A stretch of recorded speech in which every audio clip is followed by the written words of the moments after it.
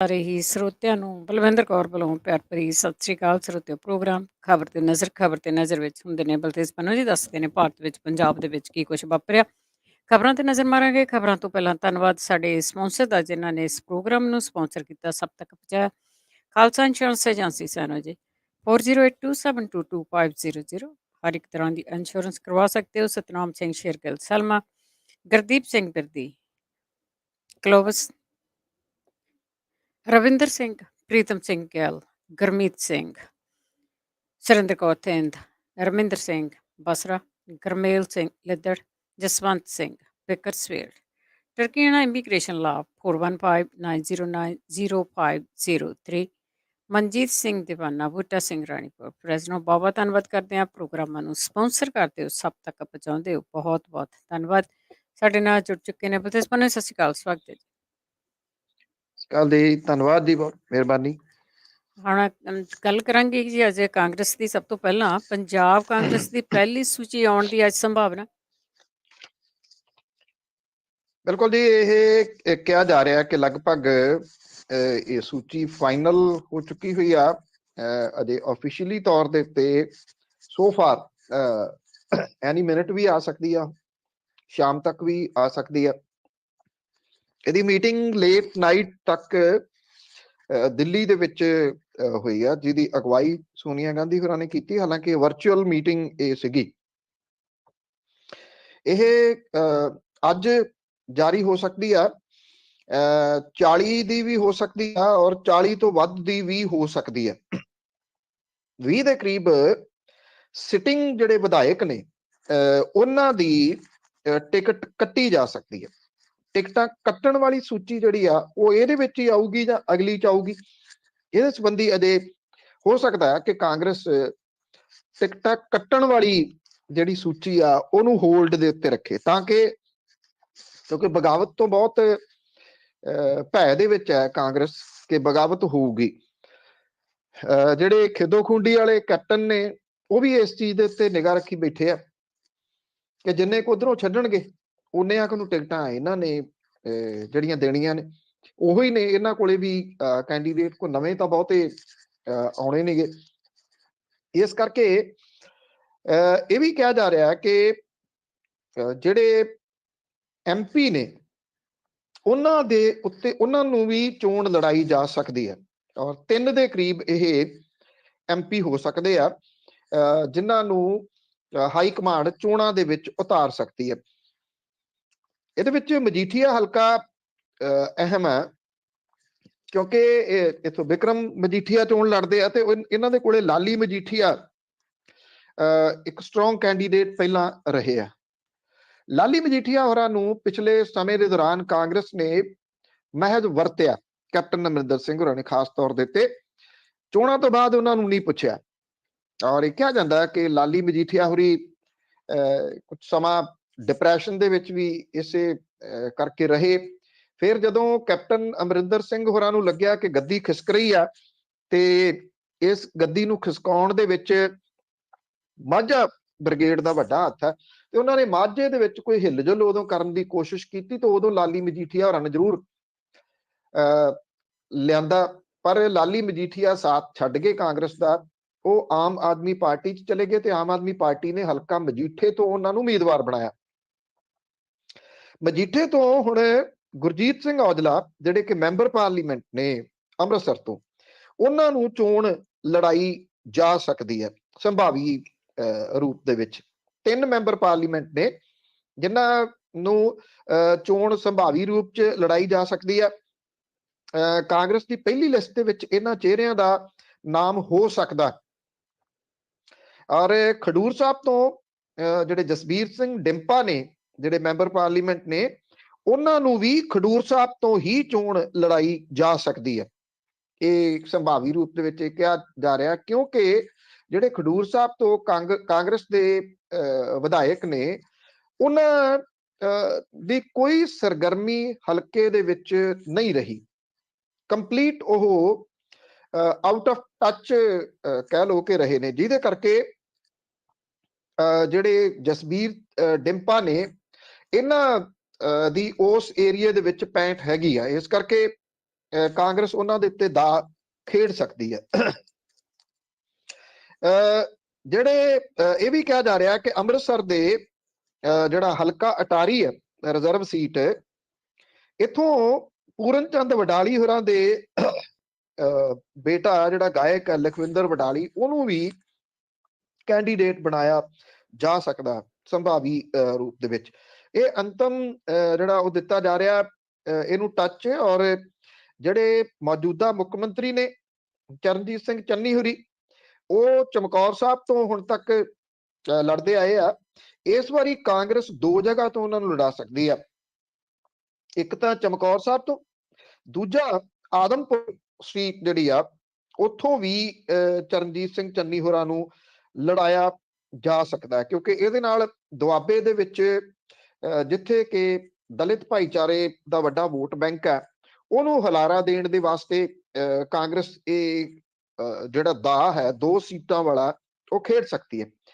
ਇਹ ਸੂਚੀ ਅੱਜ ਸੰਭਾਵੀ ਰੂਪ ਦੇ ਵਿੱਚ ਆ ਸਕਦੀ ਹੈ। ਕਾਂਗਰਸ ਇਸ ਮਾਮਲੇ ਦੇ ਉੱਤੇ ਇਸ ਵੇਲੇ ਥੋੜਾ ਪਛੜ ਕੇ ਚੱਲ ਰਹੀ ਹੈ। ਹਾਲਾਂਕਿ ਜਿਹੜੀ ਸੂਚੀ ਆ ਉਹ ਤਾਂ ਭਾਜਪਾ ਦੀ ਵੀ ਨਹੀਂ ਅਜੇ ਤੱਕ ਆਈ, ਪਰ ਜਿਹਦੇ ਨਾਲ ਮੇਨ ਮੁਕਾਬਲਾ ਹੁੰਦਾ ਦਿਸ ਰਿਹਾ ਕਾਂਗਰਸ ਦਾ, ਉਹ ਆਮ ਆਦਮੀ ਪਾਰਟੀ ਹੈ। ਤੇ ਆਮ ਆਦਮੀ ਪਾਰਟੀ ਨੇ 100 ਤੋਂ ਉੱਪਰ ਆਪਣੇ ਜਿਹੜੇ ਕੈਂਡੀਡੇਟ ਨੇ ਉਹ ਉਤਾਰ ਦਿੱਤੇ ਹੋਏ ਨੇ। ਸਿਰਫ 8 ਕੁ ਸੀਟਾਂ ਨੇ ਜਿਨ੍ਹਾਂ ਦੇ ਉੱਤੇ ਅਜੇ ਕੈਂਡੀਡੇਟ ਨਹੀਂ ਲਿਆਂਦੇ, ਉਹ ਅੱਜ ਜਾਂ ਭਲਕੇ ਲਿਆ ਸਕਦੇ ਆ ਤੇ ਉਹਨਾਂ ਦੀ ਸੂਚੀ ਇਸ ਮਾਮਲੇ ਦੇ ਉੱਤੇ ਮੁਕੰਮਲ ਹੋ ਸਕਦੀ ਜੀ। ਤੇ ਅੱਗੇ ਟਕਸਾਲੀ ਪਰਿਵਾਰਾਂ ਦੀ ਜੇ ਗੱਲ ਕਰੀਏ, ਇੱਕ-ਇੱਕ ਕਰਕੇ ਉਹ ਬਾਦਲਾਂ ਨੂੰ ਛੱਡ ਰਹੇ ਆ ਤੇ ਇੱਕ ਹੋਰ ਪਰਿਵਾਰ ਨੇ ਵੀ ਬਾਦਲਾਂ ਨੂੰ ਛੱਡਿਆ। ਦੇਖੋ, ਇਹ ਬੜਾ ਵੱਡਾ ਸਵਾਲ ਇਸ ਵੇਲੇ ਪੰਜਾਬ ਦੀ ਰਾਜਨੀਤੀ ਦੇ ਵਿੱਚ ਹੋਣਾ ਚਾਹੀਦਾ, ਜਿਹੜਾ ਕਿ ਅਜੇ ਬਣ ਨਹੀਂ ਰਿਹਾ, ਕਿ ਜਿਹੜੇ ਟਕਸਾਲੀ ਪਰਿਵਾਰ ਸੀ, ਕਿਉਂਕਿ ਜੇ ਆਪਾਂ ਰੀਜਨਲ ਪਾਰਟੀ ਦੀ ਗੱਲ ਕਰੀਏ, ਪੰਜਾਬ ਦੀ ਸਿਆਸਤ ਦੀ ਗੱਲ ਕਰੀਏ, ਤੇ ਪੰਜਾਬ ਦੇ ਵਿੱਚ ਰੀਜਨਲ ਪਾਰਟੀ ਦੇ ਤੌਰ ਦੇ ਉੱਤੇ 1920 ਦੇ ਵਿੱਚ ਬਣਿਆ ਅਕਾਲੀ ਦਲ ਮੋਰਚਿਆਂ ਦੇ ਰੂਪ ਦੇ ਵਿੱਚ ਸਭ ਤੋਂ ਮੋਹਰੀ ਕਿਹਾ ਜਾ ਸਕਦਾ। ਜਿਹਨੇ ਕਿਸੇ ਨੇ ਅਕਾਲੀ ਮੋਰਚਿਆਂ ਦਾ ਇਤਿਹਾਸ ਕਿਤਾਬ ਨਹੀਂ ਪੜ੍ਹੀ ਤੇ ਉਹ ਪੜ੍ਹੇ ਜ਼ਰੂਰ ਜੀ, ਤਾਂ ਕਿ ਇਹ ਪਤਾ ਲੱਗੇ ਕਿ ਇਤਿਹਾਸ ਕੀ ਰਿਹਾ, ਕਿਵੇਂ ਕਿਹੜਾ ਕਦੋਂ ਮੋਰਚਾ ਲੱਗਿਆ ਤੇ ਅਕਾਲੀ ਦਲ ਦੀ ਉਹਦੇ ਵਿੱਚ ਸ਼ਮੂਲੀਅਤ ਕੀ ਸੀ। ਹਾਂ, ਇਹ ਕਿਹਾ ਜਾ ਸਕਦਾ ਹੈ ਕਿ ਜਦੋਂ ਧਰਮ ਯੁੱਧ ਮੋਰਚਾ ਲੱਗਿਆ, ਸ਼ਾਇਦ ਉਹ ਅਕਾਲੀ ਦਲ ਦਾ ਲਾਸਟ ਮੋਰਚਾ ਸੀਗਾ। ਉਹਨੂੰ ਜਿਸ ਕਿਸਮ ਦਾ ਰੰਗਤ ਚਾੜ ਦਿੱਤੀ ਗਈ, ਜਾਂ ਉਹਦੇ ਵਿੱਚੋਂ ਫਿਰ ਜਿਹੜੀਆਂ ਘਟਨਾਵਾਂ ਵਾਪਰੀਆਂ, ਉਹਨਾਂ ਵਾਪਰੀਆਂ ਘਟਨਾਵਾਂ ਤੋਂ ਬਾਅਦ ਪ੍ਰਕਾਸ਼ ਸਿੰਘ ਬਾਦਲ ਹੋਰਾਂ ਨੇ, ਬਾਦਲ ਪਰਿਵਾਰ ਨੇ ਇਸ ਅਕਾਲੀ ਦਲ ਦੇ ਉੱਤੇ ਪਰਿਵਾਰਕ ਰੂਪ ਦੇ ਵਿੱਚ ਕਬਜ਼ਾ ਕਰ ਲਿਆ। 1996 ਦੇ ਵਿੱਚ ਜਿਹੜੀਆਂ ਪੰਥਕ ਮੰਗਾਂ ਜਾਂ ਪੰਥ ਦੀ ਪਾਰਟੀ ਸੀ, ਉਹਨੂੰ ਤਲਾਂਜਲੀ ਦੇ ਕੇ ਇਹਨੂੰ ਪੰਜਾਬੀ ਪਾਰਟੀ ਦੇ ਰੂਪ ਦੇ ਵਿੱਚ ਵਿਕਸਿਤ ਕਰਨ ਦਾ ਜਿਹੜਾ ਸੁਪਨਾ ਸੀ ਪ੍ਰਕਾਸ਼ ਸਿੰਘ ਬਾਦਲ ਹੋਰਾਂ ਦਾ, ਉਹ ਸ਼ੁਰੂ ਹੋਇਆ। ਤੇ ਉਸ ਤੋਂ ਬਾਅਦ ਸ਼ੁਰੂ ਹੋਇਆ ਆਪਣੇ ਪੁੱਤ ਨੂੰ ਇਸ ਅਕਾਲੀ ਦਲ ਦੇ ਉੱਤੇ ਕਾਬਜ਼ ਕਰਵਾਉਣ ਦਾ। ਤੇ ਉਹਦੇ ਵਿੱਚ ਉਹ ਇੱਕ ਇੱਕ ਕਰਕੇ ਜਿਹੜੇ ਸੀਨੀਅਰ ਲੀਡਰ ਸੀ ਉਹਨਾਂ ਨੂੰ ਲਾਂਭੇ ਕਰਦੇ ਗਏ, ਜਾਂ ਉਹਨਾਂ ਦੇ ਪੁੱਤਾਂ ਨੂੰ ਅਹੁਦੇ ਦੇ ਕੇ ਨਾਲ ਉਹਨਾਂ ਦੇ ਮੂੰਹ ਬੰਦ ਕਰ ਦਿੱਤੇ ਕਿ ਉਹ ਬੋਲਣ ਨਾ।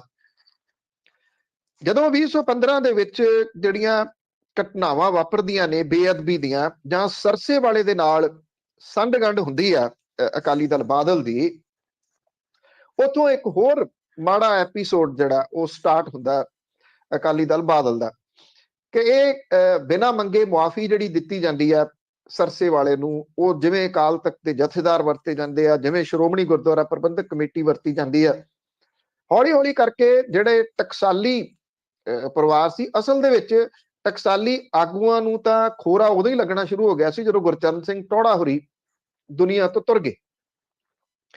ਉਹਨਾਂ ਨੇ ਇਹਨਾਂ ਟਕਸਾਲੀ ਪਰਿਵਾਰਾਂ ਨੂੰ ਨਾਲ ਰੱਖਣ ਦੇ ਯਤਨ ਜ਼ਰੂਰ ਕੀਤੇ, ਕਿੰਨੇ ਉਹ ਸਫਲ ਹੋਏ, ਚਲੋ ਇਹਦੇ ਉੱਤੇ ਵੀ ਬਹਿਸ ਹੋ ਸਕਦੀ ਹੈ। ਸੁਖਦੇਵ ਸਿੰਘ ਢੀਂਡਸਾ ਹੋਰੀ ਇਸ ਵੇਲੇ ਉਹ ਬਣਾ ਕੇ ਸੰਯੁਕਤ ਅਕਾਲੀ ਦਲ ਭਾਰਤੀ ਜਨਤਾ ਪਾਰਟੀ ਨਾਲ ਸਾਂਝ ਪਾਈ ਬੈਠੇ ਆ। ਤਲਵੰਡੀ ਪਰਿਵਾਰ ਉਹਨਾਂ ਦੇ ਨਾਲ ਹੈ। ਗੁਰਚਰਨ ਸਿੰਘ ਟੌਹੜਾ ਹੋਰਾਂ ਦਾ ਦੋਹਤਾ ਪਿਛਲੇ ਦਿਨੀ ਚਲੇ ਗਿਆ ਭਾਰਤੀ ਜਨਤਾ ਪਾਰਟੀ ਦੇ ਵਿੱਚ। ਭਾਰਤੀ ਜਨਤਾ ਪਾਰਟੀ ਕੋਸ਼ਿਸ਼ ਕਰ ਰਹੀ ਹੈ ਕਿ ਬਰਨਾਲਾ ਪਰਿਵਾਰ ਵੀ ਉਧਰ ਆ ਜਾਵੇ ਉਹਨਾਂ ਦੇ ਨਾਲ। ਲੈ ਦੇ ਕੇ ਟੌੜੇ ਹੋਰਾਂ ਦੇ ਔਰ ਜਿਹੜਾ ਪ੍ਰੇਮ ਸਿੰਘ ਚੰਦੂ ਮਾਜਰਾ ਹੋਰੀ ਪੁਰਾਣੇ, ਉਹ ਤਾਂ ਦੇਰ ਪਹਿਲਾਂ ਹੀ ਇਹ ਸਾਰਾ ਕੁਝ ਛੱਡ ਛਡਾ ਕੇ ਲਾਂਭੇ ਹੋ ਗਏ ਤੇ ਉਹ ਅਹੁਦਿਆਂ ਦੇ ਚੱਕਰ ਦੇ ਵਿੱਚ ਹੀ ਸਭ ਕੁਝ ਭੁੱਲ ਗਏ। ਇੱਕ ਪਰਿਵਾਰ ਜਿਹੜਾ ਉਹ ਰਹਿੰਦਾ ਸੀ ਉਹ ਇੱਥੇ ਪਟਿਆਲੇ ਦੇ ਵਿੱਚ ਸੀ, ਕੋਹਲੀ ਪਰਿਵਾਰ, ਔਰ ਇਹ ਵੰਡ ਤੋਂ ਬਾਅਦ ਇੱਥੇ ਆ ਕੇ ਵਸੇ ਸੀ। ਔਰ ਇੱਥੇ ਲਗਾਤਾਰ ਜਿਹੜਾ ਖਾਸ ਤੌਰ ਦੇ ਉੱਤੇ ਪੰਜਾਬ ਦੇ ਵਿੱਚ ਸ਼ਹਿਰੀ ਸਿੱਖ ਹੈ, ਜਿਹੜਾ ਭਾਪਾ ਜਿਹੜੇ ਸਿੱਖ ਨੇ, ਭਾਪਾ ਬਰਾਦਰੀ ਜਿਹੜੀ ਹੈ, ਉਹਨਾਂ ਨੂੰ ਰਿਪਰੈਜ਼ੈਂਟ ਕਰਦਾ ਇਹ ਪਰਿਵਾਰ ਸੀ। ਕਿਸੇ ਵੇਲੇ ਅਕਾਲੀ ਦਲ ਦੇ ਉੱਚ ਅਹੁਦਿਆਂ ਦੇ ਉੱਤੇ ਸ਼ਹਿਰੀ ਸਿੱਖਾਂ ਦਾ ਬੋਲਬਾਲਾ ਰਿਹਾ, ਮਾਸਟਰ ਤਾਰਾ ਸਿੰਘ ਹੋਰਾਂ ਤੱਕ, ਜਾਂ ਬਾਅਦ ਦੇ ਵਿੱਚ ਵੀ ਕੁਝ ਸਮੇਂ ਤੇ। ਪਰ ਹੌਲੀ ਹੌਲੀ ਫਿਰ ਇਹਨਾਂ ਨੂੰ ਵੀ ਲਾਂਭੇ ਕਰ ਦਿੱਤਾ ਗਿਆ। 11 ਸੀਟਾਂ ਕਿਸੇ ਵੇਲੇ ਇਹਨਾਂ ਸ਼ਹਿਰੀ ਸਿੱਖਾਂ ਦੇ ਵਾਸਤੇ ਛੱਡੀਆਂ ਜਾਂਦੀਆਂ ਹੁੰਦੀਆਂ ਸੀਗੀਆਂ, ਉਹ ਇੱਕ ਇੱਕ ਕਰਕੇ ਖਤਮ ਹੋ ਗਈਆਂ, ਕੰਪਲੀਟ ਖਤਮ ਹੋ ਗਈ। ਕੋਈ ਸੀਟ ਜਿਹੜੀ ਇਹਨਾਂ ਨੂੰ ਨਹੀਂ ਦਿੱਤੀ ਜਾਂਦੀ। ਕੋਹਲੀ ਪਰਿਵਾਰ ਨੇ ਵੀ ਅਕਾਲੀ ਦਲ ਬਾਦਲ ਦਾ ਸਾਥ ਕੱਲ ਛੱਡ ਦਿੱਤਾ। ਸੁਰਜੀਤ ਸਿੰਘ ਕੋਹਲੀ ਹੋਰਾਂ ਨੇ ਅਕਾਲੀ ਦਲ ਬਾਦਲ ਤੋਂ ਅਸਤੀਫਾ ਦੇ ਦਿੱਤਾ, ਔਰ ਜਿਹੜੇ ਉਹਨਾਂ ਦੇ ਬੇਟੇ ਨੇ ਅਜੀਤਪਾਲ ਸਿੰਘ ਕੋਹਲੀ, ਜਿਹੜੇ ਇੱਥੇ ਪਟਿਆਲੇ ਦੇ ਸਾਬਕਾ ਮੇਅਰ ਵੀ ਰਹੇ ਨੇ, ਉਹਨਾਂ ਨੇ ਆਮ ਆਦਮੀ ਪਾਰਟੀ ਜੁਆਇਨ ਕਰ ਲਈ। ਇੱਥੇ ਕਿਉਂਕਿ ਜਿਹੜਾ ਅਕਾਲੀ ਦਲ ਬਾਦਲ ਹੈ ਉਹਨੇ ਇੱਥੇ ਪਟਿਆਲੇ ਸ਼ਹਿਰ ਦੀ ਜਿਹੜੀ ਸੀਟ ਆ ਇਹਦੇ ਉੱਤੇ ਜਮਾ ਘਟਾਓ ਦੇ ਰੂਪ ਦੇ ਵਿੱਚ ਬੜੇ ਤਜਰਬੇ ਪਿਛਲੇ ਸਮਿਆਂ ਦੇ ਦੌਰਾਨ ਕੀਤੇ, ਉਹਦੇ ਤਜਰਬੇ ਸਾਰੇ ਫੇਲ ਹੋਏ। ਇਸ ਵਾਰੀ ਜਿਹੜੀ ਇੱਥੇ ਹਰਪਾਲ ਜਨੇਜਾ ਨੂੰ ਟਿਕਟ ਦੇ ਕੇ ਉਹਨਾਂ ਨੇ ਜਿਹੜਾ ਹਿੰਦੂ ਸਿੱਖ ਭਾਈਚਾਰੇ ਦਾ ਜਿਹੜਾ ਹੈਗਾ ਪਰਸੈਂਟੇਜ, ਉਹਦੇ ਹਿਸਾਬ ਦੇ ਨਾਲ ਇਹ ਸੀਟ ਜਿੱਤਣ ਦੀ ਕੋਸ਼ਿਸ਼ ਕੀਤੀ, ਜਦੋਂ ਕਿ ਹਰਪਾਲ ਜਨੇਜਾ ਕੋਈ ਦਾ ਸਟਰੋਂਗ ਕੈਂਡੀਡੇਟ ਨਹੀਂ ਗਾ ਇੱਥੇ ਪਟਿਆਲੇ ਦੇ ਵਿੱਚ। ਕਿਉਂਕਿ ਇੱਥੋਂ ਪਟਿਆਲੇ ਤੋਂ ਬਹੁਤੀ ਵਾਰੀ ਜਿਹੜਾ ਇਹ ਮੋਤੀ ਮਹਿਲ ਆ ਉਹ ਕਾਬਜ ਰਿਹਾ, ਉਹਨੂੰ ਹਰਾਉਣਾ ਬੜਾ ਔਖਾ ਸੀ। ਹੁਣ ਜਦੋਂ ਕੈਪਟਨ ਅਮਰਿੰਦਰ ਸਿੰਘ ਹੋਰਾਂ ਦਾ ਪਤਨ ਹੋ ਗਿਆ ਕਾਂਗਰਸ ਤੋਂ, ਉਹ ਹੱਥ ਪੈਰ ਜ਼ਰੂਰ ਮਾਰ ਰਿਹਾ ਪਰ ਉਹਦਾ ਕੁਝ ਬਣਨਾ ਨਹੀਂਗਾ। ਤੇ ਉਹ ਬਦਲੀਆਂ ਹੋਈਆਂ ਪਰਿਸਥਿਤੀਆਂ ਦੇ ਵਿੱਚ ਜਿਹੜਾ ਕੋਹਲੀ ਪਰਿਵਾਰ ਹੈ ਉਹਨੂੰ ਆਮ ਆਦਮੀ ਪਾਰਟੀ ਕੈਂਡੀਡੇਟ ਬਣਾ ਸਕਦੀ ਹੈ ਪਟਿਆਲਾ ਸ਼ਹਿਰੀ ਤੋਂ। ਉਹਦੇ ਨਾਲ ਇੱਥੇ ਜਿਹੜੇ ਚੋਣ ਸਮੀਕਰਨ ਨੇ ਉਹ ਬਦਲਣਗੇ, ਉਹ ਤਾਂ ਆਪਣੀ ਜਗ੍ਹਾ ਦੇ ਉੱਤੇ ਆ, ਪਰ ਇੱਕ ਇੱਕ ਕਰਕੇ ਜਿਵੇਂ ਟਕਸਾਲੀ ਅਕਾਲੀ ਲਾਂਭੇ ਹੋ ਗਏ ਬਾਦਲ ਅਕਾਲੀ ਦਲ ਤੋਂ, ਉਹ ਹੁਣ ਨਰੋਲ ਬਾਦਲ ਅਕਾਲੀ ਦਲ ਬਣ ਗਿਆ, ਜਾਂ ਇੱਕ ਪਰਿਵਾਰ ਦੀ ਪਾਰਟੀ ਜਿਹੜੀ ਉਹ ਹੋ ਕੇ ਰਹਿ ਗਿਆ। ਕਿਉਂਕਿ ਲਗਭਗ ਇਹ ਲਾਸਟ ਹੀ ਸੀਗੇ ਜਿਹੜੇ ਕਿ ਟਕਸਾਲੀਆਂ ਦੇ ਵਿੱਚੋਂ ਅਜੇ ਬਾਦਲ ਪਰਿਵਾਰ ਦੇ ਨਾਲ ਚੱਲ ਰਹੇ ਸੀ ਕਿਸੇ ਨਾ ਕਿਸੇ ਰੂਪ ਦੇ ਵਿੱਚ। ਔਰ ਉਂਝ ਜੇ ਦੇਖਿਆ ਜਾਵੇ ਤਾਂ ਪੰਜਾਬ ਦੀ ਜਿਹੜੀ ਸਿਆਸਤ ਆ ਉਹ ਬੜੀ ਅਜੀਬੋ-ਗਰੀਬ ਪਰਿਸਥਿਤੀਆਂ ਦੇ ਵਿੱਚੋਂ ਲੰਘ ਰਹੀ ਆ। ਕੀ ਬਣਨਾ ਕੁਝ ਨਹੀਂ ਪਤਾ। ਅੱਗੇ ਚੱਲ ਕੇ ਆਪਾਂ ਜਿਹੜੀਆਂ ਕੁਝ ਗੱਲਾਂ ਹੋਰ ਕਰਾਂਗੇ, ਉਹਦੇ ਤੋਂ ਹੋ ਸਕਦਾ ਕਿ ਲੋਕਾਂ ਨੂੰ ਹੈਰਾਨਗੀ ਹੋਵੇ ਕਿ ਹੈ ਪੰਜਾਬ ਦੀ ਸਿਆਸਤ ਦੇ ਵਿੱਚ ਹੋ ਕੀ ਰਿਹਾ। ਬਹੁਤ ਕੁਛ ਉਥਲ-ਪੁਥਲ ਹੋ ਰਿਹਾ ਜੀ, ਸਮਝ ਨਹੀਂ ਆਉਂਦੀ, ਜੋ ਦਿਖਾਇਆ ਜਾਂਦਾ ਉਹ ਹੈ ਨਹੀਂ। ਅੱਗੇ ਹੁਣ ਕਿਸਾਨ ਫੈਕਟਰ ਪੰਜਾਬ ਚੋਣਾਂ ਤੇ ਕਿੰਨਾ ਕੁ ਅਸਰ ਪਾਊਗਾ, ਇਸ ਦੀ ਵੀ ਗੱਲ ਕਰ ਲੈਂਦੇ ਹਾਂ। ਦੇਖੋ ਫੈਕਟਰ ਤਾਂ ਹੈ ਉਹ ਇਹ ਆ ਕਿ ਜਦੋਂ ਕਿਤੇ ਪਹਿਲਾਂ ਕਿਸਾਨਾਂ ਨੂੰ ਸੰਘਰਸ਼ ਕਰਦੇ ਲੋਕ ਵੇਖਦੇ ਸੀ ਤੇ ਡਿਪਟੀ ਕਮਿਸ਼ਨਰਾਂ ਦੇ ਦਫ਼ਤਰਾਂ ਦੇ ਬਾਹਰ 15, 20, 50 ਲੋਕ ਬੈਠੇ ਹੁੰਦੇ ਸੀ ਦਰੀਆਂ ਵਿਛਾ ਕੇ, ਤੇ ਲੋਕ ਨੇੜਿਓਂ ਦੀ ਲੰਘ ਜਾਂਦੇ ਹੁੰਦੇ ਸਨ ਵੀ ਅੱਛਾ ਹੋਣਗੇ ਕੋਈ ਜਿੰਦਾਬਾਦ ਮੁਰਦਾਬਾਦ ਕਰਨ ਵਾਲੇ। ਕਿਸਾਨਾਂ ਨੇ ਜਿਹੜਾ ਧਿਆਨ ਖਿੱਚਿਆ ਉਹ ਉਦੋਂ ਖਿੱਚਿਆ ਜਦੋਂ ਕੇਂਦਰ ਦੀ ਸਰਕਾਰ 3 ਖੇਤੀ ਕਾਨੂੰਨ ਲੈ ਆਈ। ਅਰੇ ਇਹ ਕਿਹਾ ਜਾਂਦਾ ਕਿ ਉੱਥੇ ਸੈਂਟਰ ਦੇ ਵਿੱਚ ਬੈਠੇ ਮੰਤਰੀ ਹਰਸਿਮਰਤ ਕੌਰ ਬਾਦਲ ਤੇ ਮੈਂਬਰ ਪਾਰਲੀਮੈਂਟ ਸੁਖਬੀਰ ਸਿੰਘ ਬਾਦਲ ਹੋਰਾਂ ਨੇ ਇਹ ਗਾਰੰਟੀ ਦਿੱਤੀ ਉਹਨਾਂ ਨੂੰ, ਇਹ ਪੰਜਾਬ ਦਾ ਤਾਂ ਤੁਸੀਂ ਫਿਕਰ ਹੀ ਨਾ ਕਰੋ, ਉੱਥੇ ਨਹੀਂ ਕੋਈ ਬੋਲਦਾ। ਜਾਂ ਤਾਂ ਇਹ ਵੀ ਇਹਦਾ ਦੂਜਾ ਰੂਪ ਹੋ ਸਕਦਾ ਵੀ ਅਸੀਂ ਬੋਲਣ ਜੋਗੇ ਕਿਸੇ ਨੂੰ ਛੱਡਿਆ ਨਹੀਂ, ਪਰ ਇਹਦਾ ਰਿਐਕਸ਼ਨ ਜਿਹੜਾ ਸੀ ਉਹ ਇਸ ਕਿਸਮ ਦਾ ਹੋਊਗਾ ਕਦੇ ਕਿਸੇ ਨੇ ਸੋਚਿਆ ਨਹੀਂ ਸੀ। ਹੋਇਆ ਪੰਜਾਬ ਦੇ ਵਿੱਚੋਂ ਅੰਦੋਲਨ ਸ਼ੁਰੂ ਹੋ ਗਿਆ ਤੇ ਇਸ ਅੰਦੋਲਨ ਦੇ ਰੂਪ ਦੇ ਵਿੱਚ ਪੰਜਾਬ ਮੂਹਰੇ ਲੱਗਿਆ, ਪੰਜਾਬ ਬੀਂਡੀ ਲੱਗਿਆ, ਹਰਿਆਣਾ ਉਹਦੇ ਨਾਲ ਹੋ ਤੁਰਿਆ, ਉੱਤਰ ਪ੍ਰਦੇਸ਼ ਫਿਰ ਨਾਲ ਆ ਕੇ ਜੁੜ ਗਿਆ, ਰਾਜਸਥਾਨ ਦਾ ਕਿਸਾਨ ਆ ਗਿਆ, ਤੇ ਹੌਲੀ ਹੌਲੀ ਇਹ ਅੰਦੋਲਨ ਸਮੁੱਚੇ ਮੁਲਕ ਦੇ ਵਿੱਚ ਫੈਲਿਆ। 1 ਸਾਲ ਤੋਂ ਉੱਪਰ ਚੱਲੇ ਅੰਦੋਲਨ ਦੀ ਜਿੱਤ ਹੋਈ, ਤੇ ਜਦੋਂ ਵਾਪਸ ਪਰਤੇ ਤੇ ਆਖਿਆ ਗਿਆ ਕਿ ਪੰਜਾਬ ਨੇ ਦਿੱਲੀ ਜਿੱਤ ਲਈ ਹੈ। ਪੰਜਾਬ ਨੇ ਦਿੱਲੀ ਜਿੱਤੀ ਆ ਜਾਂ ਨਹੀਂ ਜਿੱਤੀ, ਇਹ ਆਪਣੀ ਜਗ੍ਹਾ ਦੇ ਉੱਤੇ ਹੈ, ਪਰ ਇੰਨਾ ਜ਼ਰੂਰ ਹੈ ਕਿ ਪੰਜਾਬ ਦੇ ਵਿੱਚ ਇੱਕ ਧੜੇ ਨੇ ਇਹ ਫੈਸਲਾ ਕੀਤਾ ਕਿ ਉਹਨਾਂ ਨੇ ਚੋਣਾਂ ਲੜਨੀਆਂ ਨੇ। ਹਾਲਾਂਕਿ ਜਿਹੜੀਆਂ 32 ਕਿਸਾਨ ਜਥੇਬੰਦੀਆਂ ਸੰਯੁਕਤ ਕਿਸਾਨ ਮੋਰਚੇ ਦਾ ਹਿੱਸਾ ਸਨ, ਇਹਦੇ ਵਿੱਚੋਂ ਅੱਧੀਆਂ ਕੁ ਜਥੇਬੰਦੀਆਂ ਜਿਹੜੀਆਂ ਨੇ ਉਹਨਾਂ ਨੇ ਲਗਭਗ ਇਹ ਫੈਸਲਾ ਲਿਆ ਕਿ ਚੋਣਾਂ ਲੜਨਗੇ। ਬਲਵੀਰ ਸਿੰਘ ਰਾਜੇਵਾਲ ਹੋਰਾਂ ਦੀ ਅਗਵਾਈ ਦੇ ਵਿੱਚ ਚੋਣਾਂ ਲੜ ਰਹੇ ਨੇ। ਗੁਰਨਾਮ ਸਿੰਘ ਚੜੂਨੀ ਆਪਣੇ ਤੌਰ ਦੇ ਉੱਤੇ ਜਿਹੜਾ ਉਹਨਾਂ ਨੇ ਇੱਕ ਪਾਰਟੀ ਬਣਾਈ ਹੋਈ ਆ, ਇਹ ਕਿਹਾ ਜਾ ਰਿਹਾ ਹੈ ਕਿ ਉਹਨਾਂ ਦੀ ਰਾਜੇਵਾਲ ਹੋਰਾਂ ਦੇ ਨਾਲ ਸੈਟਿੰਗ ਹੋ ਸਕਦੀ ਹੈ। ਕੱਲ ਆਪਾਂ ਗੱਲ ਕੀਤੀ ਸੀ ਕਿ 10 ਟਿਕਟਾਂ ਜਿਹੜੀਆਂ ਨੇ ਉਹ ਸੰਯੁਕਤ ਕਿਸਾਨ ਮੋਰਚੇ ਨੇ ਐਲਾਨ ਦਿੱਤੀਆਂ ਨੇ। ਕਿੰਨਾ ਕੁ ਇਹਦਾ ਇੰਪੈਕਟ ਪੈਂਦਾ, ਇਹ ਬੜਾ ਅਹਿਮ ਹੋਊਗਾ। 54 ਲੱਖ ਦੇ ਕਰੀਬ ਕਿਸਾਨ ਨੇ ਤੇ ਕਿਸਾਨਾਂ ਦੇ ਨਾਲ ਜੁੜੇ ਹੋਏ ਵੋਟਰ ਨੇ, ਔਰ 2 ਤੋਂ 2.5 ਲੱਖ ਕਿਸਾਨ ਪਰਿਵਾਰ ਜਿਹੜੇ ਉਹ ਪਾਰਟੀਆਂ ਦੇ ਨਾਲ ਜੁੜੇ ਹੋਏ ਨੇ। 10% ਕਿਸਾਨ ਦੂਜਿਆਂ ਦੇ ਕਹਿਣ ਦੇ ਉੱਤੇ ਕਿਸੇ ਨਾ ਕਿਸੇ ਨੂੰ ਵੋਟ ਦਿੰਦੇ ਆ। ਇਹਦੇ ਚ ਛੋਟਾ ਕਿਸਾਨ ਵੀ ਆ ਜਾਂਦਾ, ਤੇ ਇਹਦੇ ਨਾਲ ਜਿਹੜੇ ਕਿਸਾਨਾਂ ਦੇ ਨਾਲ ਜੁੜੇ ਹੋਏ ਕਿਸਾਨ ਮਜ਼ਦੂਰ ਨੇ ਉਹ ਵੀ ਆ ਜਾਂਦੇ ਆ, ਜਿਹੜੇ ਕਿ ਪੁੱਛ ਲੈਂਦੇ ਆ ਵੀ ਦੱਸੋ ਵੀ ਵੋਟ ਕਿਹਨੂੰ ਪਾਈਏ, ਤੇ ਉਹ ਕਹੇ ਦੇ ਉੱਤੇ ਵੋਟ ਪਾਉਂਦੇ ਵੀ ਆ। ਹੁਣ ਜਿਹੜੇ ਜਮਾ ਘਟਾਓ ਨੇ ਉਹ ਇਹ ਹੋਣੇ ਸ਼ੁਰੂ ਹੋਏ ਕਿ ਕਿਹੜੀ ਪਾਰਟੀ ਨੂੰ ਕਿੰਨਾ ਨੁਕਸਾਨ ਹੋ ਸਕਦਾ। ਜਿਹੜੀਆਂ ਜੇ ਇੱਥੇ ਇਹ ਵੀ ਇੰਪੈਕਟ ਜਿਹੜਾ ਹੈ ਉਹਨੂੰ ਅੱਖੋਂ ਪਰੋਖੇ ਨਹੀਂ ਕੀਤਾ ਜਾ ਸਕਦਾ ਕਿ ਜੇ ਜਿਹੜੀਆਂ ਇਹ ਕਿਸਾਨ ਜਥੇਬੰਦੀਆਂ ਚੋਣਾਂ ਲੜ ਰਹੀਆਂ ਨੇ ਤੇ ਇਹਨਾਂ ਦੇ ਅਗੇਂਸਟ ਤਾਂ ਚਲੋ ਲਫ਼ਜ਼ ਨਹੀਂ ਸਹੀ ਹੈਗਾ, ਪਰ ਜਿਨ੍ਹਾਂ ਨੇ ਚੋਣਾਂ ਨਾ ਲੜਨ ਦਾ ਫੈਸਲਾ ਕੀਤਾ ਉਹਦੇ ਵਿੱਚ ਵੱਡਾ ਗਰੁੱਪ ਜਿਹੜਾ ਉਹ ਉਗਰਾਹਾਂ ਗਰੁੱਪ ਹੈ, ਭਾਰਤੀ ਕਿਸਾਨ ਯੂਨੀਅਨ ਉਗਰਾਹਾਂ ਦਾ।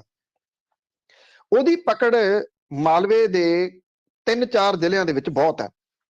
ਬਲਵੀਰ ਸਿੰਘ ਰਾਜੇਵਾਲ ਹੁਰੀ ਤੇ ਜਿਹੜੇ ਉਹਨਾਂ ਦੇ ਨਾਲ ਦੇ ਸਾਥੀ ਨੇ, ਉਹਨਾਂ ਦੀ ਜਿਹੜੀ ਪਕੜ ਹੈ ਉਹ ਜ਼ਿਲ੍ਹੇ ਪੱਧਰ ਦੇ ਉੱਤੇ ਘੱਟ, ਪਰ ਵਿਧਾਨ ਸਭਾ ਵਾਲੇ ਹਲਕਿਆਂ ਦੇ ਉੱਤੇ ਜ਼ਰੂਰ ਹੈਗੀ ਹੈ।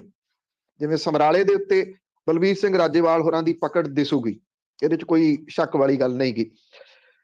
ਇਹਦਾ ਕਿੰਨਾ ਫਾਇਦਾ ਕਾਂਗਰਸ ਨੂੰ ਹੋਊਗਾ, ਕਿਉਂਕਿ ਇਹਦੇ ਨਾਲ ਕਾਂਗਰਸ ਇਹ ਸੋਚ ਰਹੀ ਹੈ ਕਿ ਕਿਸਾਨਾਂ ਦੇ ਚੋਣ ਮੈਦਾਨ ਦੇ ਵਿੱਚ ਆਉਣ ਦੇ ਨਾਲ ਜਿਹੜਾ ਇੱਕ ਵੱਡਾ vote bank Aam Aadmi party ਨੂੰ ਭੁਗਤਣਾ ਸੀਗਾ ਉਹ ਕਿਸਾਨਾਂ ਨੂੰ ਭੁਗਤ ਸਕਦਾ, ਤੇ ਕਾਂਗਰਸ ਦਾ ਵੋਟ ਬੈਂਕ ਜਿਹੜਾ ਉਹ ਸੋਲਿਡ ਦਾ ਸੋਲਿਡ ਰਹੂਗਾ। ਹਾਲਾਂਕਿ ਇੱਥੇ ਨਹੀਂ ਕਿਹਾ ਜਾ ਸਕਦਾ ਕਿ ਉਹ ਸੋਲਿਡ ਰਹੂਗਾ, ਕਿਉਂਕਿ ਕਾਂਗਰਸ ਦਾ ਵੀ ਜਿਹੜਾ ਪਿੰਡਾਂ ਦੇ ਵਿੱਚ ਵੋਟ ਬੈਂਕ ਆ ਉਹ ਕਿਸਾਨ ਹੀ ਹੈ। ਅਕਾਲੀ ਦਲ ਬਾਦਲ ਇਹਦੇ ਵਿੱਚ ਨੁਕਸਾਨ ਸਭ ਤੋਂ ਜ਼ਿਆਦਾ ਉਹਦਾ ਹੋ ਸਕਦਾ ਹੈ, ਕਿਉਂਕਿ ਸ਼ੁਰੂਆਤੀ ਦੌਰ ਦੇ ਵਿੱਚ ਉਹਨਾਂ ਨੇ ਕਿਸਾਨ ਜਿਹੜੇ ਖੇਤੀ ਕਾਨੂੰਨ ਸੀ ਉਹਨਾਂ ਦੇ ਹੱਕ ਦੇ ਵਿੱਚ ਭੁਗਤੇ, ਔਰ ਵਾਪਸ ਆਉਣ ਦਾ ਮੁੜ ਕੇ ਉਹਨਾਂ ਨੂੰ ਮੌਕਾ ਹੀ ਨਹੀਂ ਮਿਲਿਆ। ਮੌਕਾ ਇਨ ਦਾ ਸੈਂਸ ਕਿ ਉਹਨਾਂ ਨੇ ਕੋਸ਼ਿਸ਼ ਤਾਂ ਬਹੁਤ ਕੀਤੀ, ਪਰ ਪਹਿਲਾਂ ਕੀਤੀਆਂ ਪ੍ਰੈਸ ਕਾਨਫਰੰਸਾਂ, ਬਣਾਈਆਂ ਵੀਡੀਓ ਉਹਨਾਂ ਦਾ ਖਹਿੜਾ ਨਹੀਂ ਛੱਡਦੀਆਂ। ਉਹਨਾਂ ਦਾ ਜਿਹੜਾ ਵੋਟ ਬੈਂਕ ਹੈ ਉਹ ਹੈ ਹੀ ਨਰੋਲ ਕਾਂਗਰਸ ਦੇ, ਤੇ ਇਸੇ ਕਰਕੇ ਸੁਖਬੀਰ ਸਿੰਘ ਬਾਦਲ ਹੁਰੀ ਇਸ ਵਾਰੀ ਤੁਸੀਂ ਦੇਖਿਆ ਹੋਊਗਾ ਕਿ ਹਿੰਦੂ ਭਾਈਚਾਰੇ ਦੇ ਉੱਤੇ ਟੇਕ ਰੱਖ ਕੇ ਬੈਠੇ ਹੋਏ ਨੇ। ਉਹਨਾਂ ਦੇ ਧਾਰਮਿਕ ਸਥਾਨਾਂ ਦੇ ਉੱਤੇ ਜਾਣ ਦਾ ਪਰਪਸ ਉਹਨਾਂ ਦਾ ਇਹ ਆ ਕਿ ਸ਼ਾਇਦ ਉਹ ਇਸ ਭਾਈਚਾਰੇ ਦੇ ਵਿੱਚ ਸੇਂਧ ਲਾ ਸਕਣ, ਜਿਹੜਾ ਕਿ ਇੰਪੋਸੀਬਲ ਜਿਹਾ ਲੱਗਦਾ। ਆਮ ਆਦਮੀ ਪਾਰਟੀ ਜਿਹਦਾ ਬਹੁਤਾ ਜਿਹੜਾ ਆਧਾਰ ਹੈ ਉਹ ਮਾਲਵੇ ਦੇ ਵਿੱਚ ਹੈ, ਇਸ ਵਾਰੀ ਮਾਝੇ ਦੇ ਵਿੱਚ ਉਹ ਪਰ ਤੋਲ ਰਹੀ ਆ ਪੈਰ ਲਾਉਣ ਦੇ ਵਾਸਤੇ। ਕਿੰਨੇ ਲਾ ਸਕਦੀ ਆ ਇਹ ਸਮਾਂ ਦੱਸੂਗਾ। ਉਹਨੂੰ ਜਿਹੜਾ ਇੱਥੇ ਇੰਨੀ ਕੁ ਤਸੱਲੀ ਹਾਲ ਦੀ ਘੜੀ ਹੋ ਸਕਦੀ ਆ ਕਿ ਜਿਨ੍ਹਾਂ ਨੇ ਵਿਰੋਧ ਕੀਤਾ ਜਾਂ ਜਿਹੜੇ ਇਹ ਨਹੀਂ ਲੜ ਰਹੇ ਚੋਣਾਂ, ਉਹ ਇੱਕ ਵੱਡਾ ਗਰੁੱਪ ਬੈਠਾ ਮਾਲਵੇ ਦੇ ਵਿੱਚ, ਉਹਦੇ ਕਰਕੇ ਉਹਨਾਂ ਨੂੰ ਹੋ ਸਕਦਾ ਸੇਂਧ ਨਾ ਲੱਗੇ। ਲੱਗੂਗੀ ਜ਼ਰੂਰ, ਇਹਦੇ ਚ ਕੋਈ ਸ਼ੱਕ ਵਾਲੀ ਗੱਲ ਨਹੀਂ। ਕਿੰਨੀਆਂ ਸੀਟਾਂ ਦੇ ਉੱਤੇ ਲੱਗਦੀ ਆ ਇਹ ਨਹੀਂ ਕਿਹਾ ਜਾ ਸਕਦਾ। ਦੂਜਾ ਇਹ ਕਿ ਜਿਹੜਾ ਇਹ ਕਿਸਾਨਾਂ ਨੇ ਜਿਹੜੀ ਪਾਰਟੀ ਬਣਾਈ ਆ ਸੰਯੁਕਤ ਸਮਾਜ ਮੋਰਚਾ, ਉਹ ਯੂਨਾਈਟ ਕਿੰਨਾ ਰਹਿੰਦਾ। ਉਹਨਾਂ ਨੂੰ ਜਿਹੜਾ ਇਹ ਰਜਿਸਟ੍ਰੇਸ਼ਨ ਤੇ ਉਸ ਤੋਂ ਬਾਅਦ ਜਿਵੇਂ ਖਿੱਦੋ ਖੁੰਡੀ ਮਿਲ ਗਈ ਕੈਪਟਨ ਅਮਰਿੰਦਰ ਸਿੰਘ ਹੋਰਾਂ ਨੂੰ ਤੇ ਟੈਲੀਫੋਨ ਮਿਲ ਗਿਆ ਸੁਖਦੇਵ ਸਿੰਘ ਢੀਂਡਸਾ ਹੋਰਾਂ ਨੂੰ, ਇਹਨਾਂ ਨੂੰ ਚੋਣ ਨਿਸ਼ਾਨ ਕੀ ਸਾਂਝੇ ਰੂਪ ਦੇ ਵਿੱਚ ਮਿਲ ਜਾਂਦਾ, ਇਹ ਵੱਡਾ ਸਵਾਲ ਰਹੂਗਾ। ਜੇ ਮਿਲਦਾ ਤਾਂ ਫਿਰ ਡੈਂਟ ਜਿਹੜਾ ਉਹ ਪਊਗਾ, ਜੇ ਚੋਣ ਨਿਸ਼ਾਨ ਨਹੀਂ ਮਿਲਦਾ, ਵੈਸੇ ਮਿਲ ਜਾਣ ਦੇ ਅਸਾਰ ਹੈਗੇ ਆ ਕਿ ਮਿਲ ਜਾਊਗਾ, ਫਿਰ ਕਿੰਨੇ ਥਾਵਾਂ ਦੇ ਉੱਤੇ ਇਹ ਡੈਂਟ ਪਾ ਸਕਦੇ ਆ। ਜਿੱਤਣ ਵਾਲੀ ਸਥਿਤੀ ਦੇ ਵਿੱਚ ਨਹੀਂ ਹੋਣਗੇ ਬਹੁਤੇ, ਹਰਾਉਣ ਵਾਲੀ ਸਥਿਤੀ ਦੇ ਵਿੱਚ ਜ਼ਰੂਰ ਚਲੇ ਜਾਣਗੇ। ਕੀ ਇਹਦੇ ਨਾਲ ਜਿਹੜੀ ਹੰਗ ਵਿਧਾਨ ਸਭਾ ਆ, ਜਿਹੜੀ ਲੰਗੜੀ ਵਿਧਾਨ ਸਭਾ, ਉਹ ਆਉਣ ਦੇ ਅਸਾਰ ਬਣ ਜਾਣਗੇ। ਇਹ ਆਉਂਦੇ ਦਿਨਾਂ ਦੇ ਦੌਰਾਨ ਸਿਚੁਏਸ਼ਨ ਕਲੀਅਰ ਹੋਊਗੀ ਜਦੋਂ ਸਾਰੀਆਂ ਪਾਰਟੀਆਂ ਦੇ ਉਮੀਦਵਾਰ ਮੈਦਾਨ ਦੇ ਵਿੱਚ ਆ ਜਾਣ। ਜੀ ਛੇਤੀ ਪਤਾ ਲੱਗ ਜਾਊਗਾ, ਕਿਉਂਕਿ ਹੁਣ ਮੌਸਮ ਹੀ ਇਸ ਤਰ੍ਹਾਂ ਦਾ ਆ ਗਿਆ, ਸਾਰੇ ਪਰਤ ਹੋ ਰਹੇ ਆ। ਤੇ ਅੱਗੇ ਗੱਲ ਕਰਦੇ ਆ ਉੱਤਰ ਪ੍ਰਦੇਸ਼ ਦੀ, ਉਹ ਵੀ ਛੱਕੇ ਤੇ ਛੱਕਾ ਛੱਡਦੇ ਹੁੰਦੇ ਸੀਗੇ, ਹੁਣ ਭਾਜਪਾ ਦੀਆਂ ਉੱਥੋਂ ਵਿਕਟਾਂ ਟਿਕਣੀਆਂ ਸ਼ਾਰੀ। ਦੇਖੋ, ਦੋ ਚੀਜ਼ਾਂ ਦਾ ਬਹੁਤਾ ਚਰਚਾ ਉੱਤਰ ਪ੍ਰਦੇਸ਼ ਦੇ ਵਿੱਚ। ਜਿਹੜਾ ਪਹਿਲਾ ਵੱਡਾ ਚਰਚਾ ਉਹ ਇਹੀ ਹੈ ਕਿ ਜਿਹੜੀ ਯੋਗੀ ਸਰਕਾਰ ਨੇ ਲਿਆਂਦੀ ਸੀ ਠੋਕੋ ਨੀਤੀ, ਉਹ ਹੁਣ ਉਲਟੀ ਪੈ ਰਹੀ ਹੈ। ਹੁਣ ਇਹ ਭਾਰਤੀ ਜਨਤਾ ਪਾਰਟੀ ਨੂੰ ਠੋਕੋ ਜਾਂ ਯੋਗੀ ਨੂੰ ਠੋਕੋ, ਉਸ ਪਾਸੇ ਵੱਲ ਨੂੰ ਤੁਰ ਪਿਆ। ਅੱਜ ਚੌਥਾ ਦਿਨ ਹੋ ਗਿਆ ਤੇ ਅੱਜ ਕਿਹੜੀ ਵਿਕਟ ਡਿੱਗੂਗੀ ਇਹਦੇ ਉੱਤੇ ਨਜ਼ਰਾਂ ਲੱਗੀਆਂ ਹੋਈਆਂ ਨੇ। ਜਿਹੜੇ ਪਛੜੇ ਹੋਏ ਵਰਗ ਨੇ, OBC ਜਿਹੜੇ, ਉਹਨਾਂ ਦੇ ਨਾਲ ਸੰਬੰਧਿਤ ਆਗੂ ਜਿਹੜੇ ਨੇ, ਉਹ ਇੱਕ ਤੋਂ ਬਾਅਦ ਇੱਕ ਆਪਣੇ ਅਹੁਦਿਆਂ ਤੋਂ ਅਸਤੀਫਾ ਦੇ ਰਹੇ ਆ। ਧਰਮ ਸਿੰਘ ਸੈਣੀ ਨੇ ਵੀ ਉੱਤਰ ਪ੍ਰਦੇਸ਼ ਕੈਬਨਿਟ ਚੋਂ ਅਸਤੀਫਾ ਦੇ ਦਿੱਤਾ। ਪਿਛਲੇ 3 ਦਿਨਾਂ ਦੇ ਵਿੱਚ ਉਹ ਤੀਜੇ ਮੰਤਰੀ ਨੇ ਜਿਨ੍ਹਾਂ ਨੇ ਯੋਗੀ ਸਰਕਾਰ ਨੂੰ ਠੋਕੋ ਨੀਤੀ ਦਾ ਜਿਹੜਾ ਉਹ ਜਵਾਬ ਦਿੱਤਾ। ਸੈਣੀ ਦੇ ਕੋਲੇ ਜਿਹੜੇ ਰਾਜ ਮੰਤਰੀ ਦਾ ਆਜ਼ਾਦਾਨਾ ਚਾਰਜ ਸੀਗਾ, ਔਰ ਸ਼ਿਕੋਹਾਬਾਦ ਅਸੈਂਬਲੀ ਹਲਕੇ ਤੋਂ ਭਾਜਪਾ ਵਿਧਾਇਕ ਡਾਕਟਰ ਮੁਕੇਸ਼ ਵਰਮਾ ਨੇ ਪਾਰਟੀ ਤੋਂ ਕਿਨਾਰਾ ਕਰ ਲਿਆ। 3 ਦਿਨਾਂ ਦੇ ਵਿੱਚ 8 ਭਾਜਪਾ ਵਿਧਾਇਕ ਨੇ, ਜਿਨ੍ਹਾਂ ਦੇ ਵਿੱਚ 3 ਮੰਤਰੀ ਨੇ ਆਪਣੇ ਅਹੁਦਿਆਂ ਤੋਂ ਅਸਤੀਫਾ ਦੇ ਚੁੱਕੇ ਆ। ਡਾਕਟਰ ਸੈਣੀ ਦੇ ਵੱਲੋਂ ਰਾਜਪਾਲ ਆਨੰਦੀਬੇਨ ਪਟੇਲ ਨੂੰ ਭੇਜਿਆ ਅਸਤੀਫਾ ਵੱਖ-ਵੱਖ ਸੋਸ਼ਲ ਮੀਡੀਆ ਪਲੇਟਫਾਰਮਾਂ ਦੇ ਉੱਤੇ ਵਾਇਰਲ ਹੋ ਗਿਆ। ਇਹਨਾਂ ਦੀ ਜਿਹੜੀ ਇਬਾਰਤ ਹੈ, ਜਿਹੜੇ ਅਸਤੀਫੇ ਇਹਨਾਂ ਨੇ ਦਿੱਤੇ ਆ, ਉਹ ਸਾਰਿਆਂ ਦੀ ਇੱਕੋ ਹੀ ਆ। ਇਉਂ ਲੱਗਦਾ ਕਿ ਜਿਵੇਂ ਇਹ ਚਿੱਠੀ ਇੱਕ ਬੰਦੇ ਨੇ ਲਿਖ ਕੇ ਦਿੱਤੀ ਹੋਵੇ ਤੇ ਇਹ ਥੱਲੇ ਸਾਈਨ ਕਰ ਕਰਕੇ ਜਿਹੜੇ ਉਹ ਰਾਜਪਾਲ ਦੇ ਕੋਲੇ ਦੇ ਰਹੇ ਆ। ਉਹਦੇ ਵਿੱਚ ਇਹ ਕਿਹਾ ਜਾ ਰਿਹਾ ਕਿ ਜਿਹੜੀਆਂ ਪਛੜੀਆਂ ਸ਼੍ਰੇਣੀਆਂ, ਕਿਸਾਨ ਤੇ ਨੌਜਵਾਨਾਂ ਦੀਆਂ ਉਮੀਦਾਂ ਦੇ ਉੱਤੇ ਖਰਾ ਨਹੀਂ ਉਤਰ ਸਕੀ ਭਾਰਤੀ ਜਨਤਾ ਪਾਰਟੀ ਦੀ ਸਰਕਾਰ ਜਾਂ ਭਾਰਤੀ ਜਨਤਾ ਪਾਰਟੀ, ਇਸ ਕਰਕੇ ਉਹ ਅਸਤੀਫਾ ਦੇ ਰਹੇ ਨੇ। ਜਿਹੜੇ ਇਹ ਜਾ ਰਹੇ ਨੇ ਸਾਰੇ ਦੇ ਸਾਰੇ ਸਮਾਜਵਾਦੀ ਪਾਰਟੀ ਵੱਲ ਨੂੰ। ਸਮਾਜਵਾਦੀ ਪਾਰਟੀ ਜਿਹੜੀ ਕਿ ਵੱਡੀ ਪਾਰਟੀ ਦੇ ਰੂਪ ਦੇ ਵਿੱਚ ਉੱਭਰ ਰਹੀ ਆ ਉੱਤਰ ਪ੍ਰਦੇਸ਼ ਦੇ ਵਿੱਚ। ਸਮਾਜਵਾਦੀ ਪਾਰਟੀ ਦਾ ਉੱਭਰਨਾ ਇਸ ਤਰੀਕੇ ਦੇ ਨਾਲ ਵੀ ਲਿਆ ਜਾ ਸਕਦਾ ਕਿ ਜਿਹੜੀਆਂ ਰੀਜਨਲ ਪਾਰਟੀਆਂ ਦੀ ਸਿਆਸਤ ਸੀਗੀ, ਉਹਦਾ ਆਧਾਰ ਹੋ ਸਕਦਾ ਹੈ, ਕਿਉਂਕਿ ਪੱਛਮੀ ਬੰਗਾਲ ਤੋਂ ਬਾਅਦ ਜਿਹੜੀ ਤ੍ਰਿਣਮੂਲ ਕਾਂਗਰਸ ਆ, ਉਹ ਰੀਜਨਲ ਪਾਰਟੀ ਆ। ਉਹ ਬੇਸ਼ੱਕ ਆਪਣੇ ਆਪ ਨੂੰ ਨੈਸ਼ਨਲ ਪਾਰਟੀ ਦੱਸਣ ਦੀ ਕੋਸ਼ਿਸ਼ ਕਰੇ, ਉਹ ਹੈ ਨਹੀਂ, ਕਿਉਂਕਿ ਉਹਦਾ ਆਧਾਰ ਪੱਛਮੀ ਬੰਗਾਲ ਤੋਂ ਬਾਹਰ ਕਿਤੇ ਹੈ ਨਹੀਂਗਾ। ਸਮਾਜਵਾਦੀ ਪਾਰਟੀ ਦਾ ਵੀ ਆਧਾਰ ਉੱਤਰ ਪ੍ਰਦੇਸ਼ ਦੇ ਵਿੱਚ ਹੈ। ਉੱਤਰ ਪ੍ਰਦੇਸ਼ ਦੇ ਵਿੱਚ ਜੇ ਉਲਟ ਫੇਰ ਕਰ ਜਾਂਦੀ ਹੈ ਸਮਾਜਵਾਦੀ ਪਾਰਟੀ, ਤਾਂ ਇਹਦੇ 2 ਫਾਇਦੇ ਜਿਹੜਾ ਹੋਣਗੇ। ਇੱਕ ਤਾਂ ਉੱਤਰ ਪ੍ਰਦੇਸ਼ ਵੱਡਾ ਰਾਜ ਹੈ, ਇਹਦਾ ਇੰਪੈਕਟ ਸਿੱਧਾ 2024 ਦੀਆਂ ਲੋਕ ਸਭਾ ਚੋਣਾਂ ਦੇ ਉੱਤੇ ਦਿਸੂਗਾ 100%।